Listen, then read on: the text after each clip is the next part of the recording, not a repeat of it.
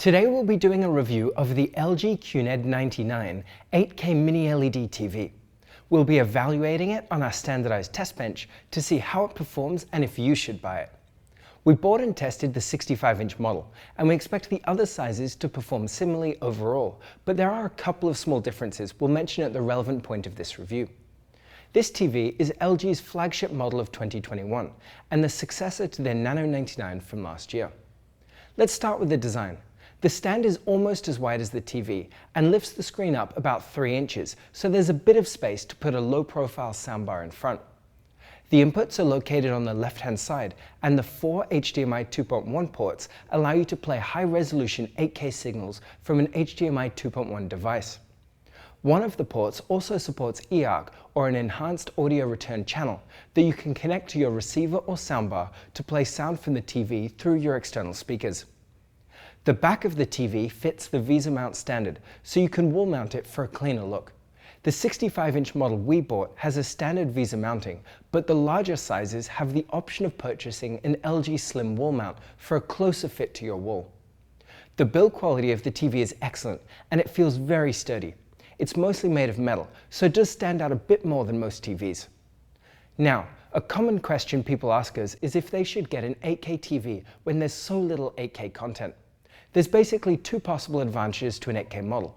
One is to be ahead of the game for when high-resolution content does catch up, so if you don't plan to buy a new TV for a number of years, then it can be a form of future-proofing.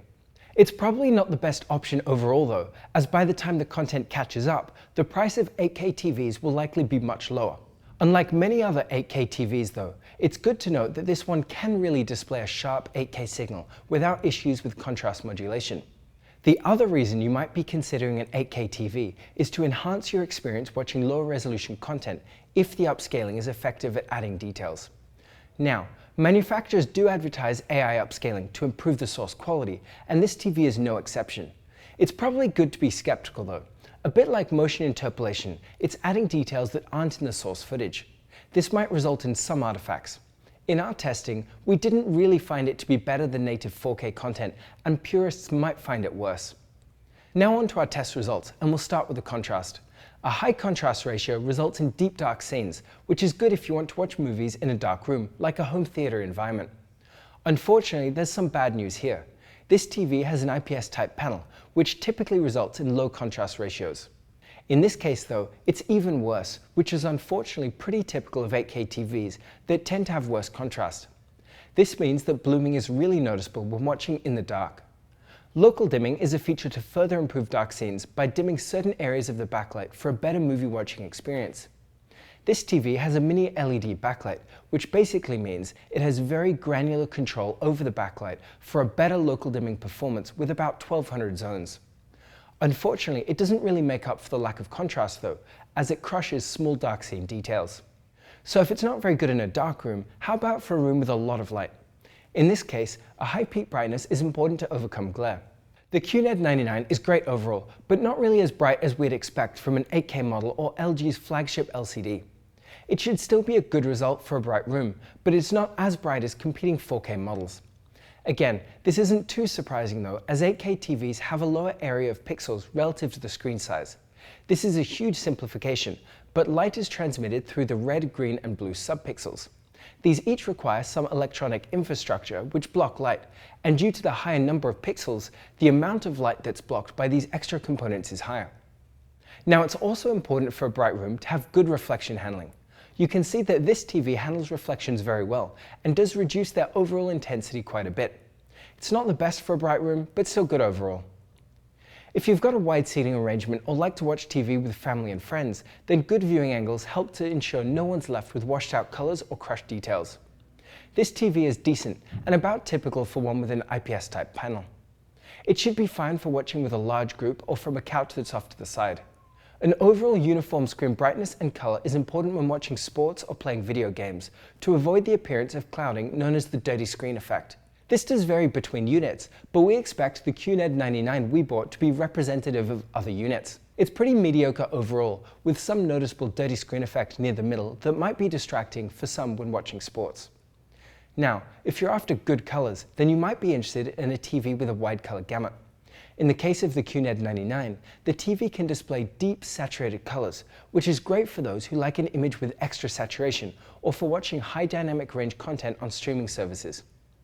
Some TVs struggle to display smooth gradients, which can produce distracting banding when playing games with a relatively even sky or watching movies with gradients like a sunset. In the case of this TV, it's decent overall, so some banding is noticeable in darker colors. You can use the smooth gradation setting to smooth banding out in content though. When playing video games, a fast response time is important for the clearest image without distracting blur. The QNED99 has a great fast response time overall, so shouldn't disappoint even for fast-paced games.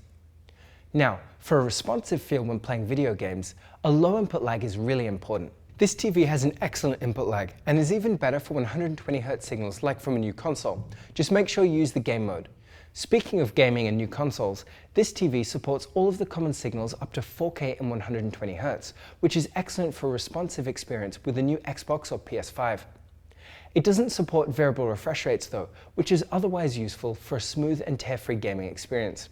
Like other LG TVs, this one uses the WebOS platform. It's a great platform overall, as it's really easy to use with a homepage full of apps and easy navigation using an updated version of LG's Magic Remote, which works as a cursor to select things on the screen, a bit like a Wii Remote. The sound of this TV is decent and about typical of many TVs, which tends to lack punch and rumble in the bass. If this is something you care about, then an external soundbar or speakers is the way to go. So this brings us to the main question: should you buy this TV? Well, if you really must get an 8K model, then it is a good overall choice, especially if your room doesn't get completely dark and there's no direct sunlight. If you can wait a year or two though, there's likely to be much more competition in the 8K space, with lower prices, better performance, and more high-resolution content available. If you really must get an 8K model, then it's worth checking out the Samsung QN900A, especially if you have a bright room. It has better reflection handling and a higher brightness, but does have a problem known as contrast modulation. Basically, while it's an 8K TV, it can't display a pixel-perfect 8K image, but this really isn't noticeable unless you're pixel peeping. So now for a couple of 4K models, if you don't mind a lower resolution but better picture quality otherwise. Check out the LG C1 for dark rooms. The OLED panel produces perfectly deep blacks and is an excellent choice. If you like the LG brand but want to save some money with a 4K option for a bright room, then check out their flagship 4K LCD, the QNED90.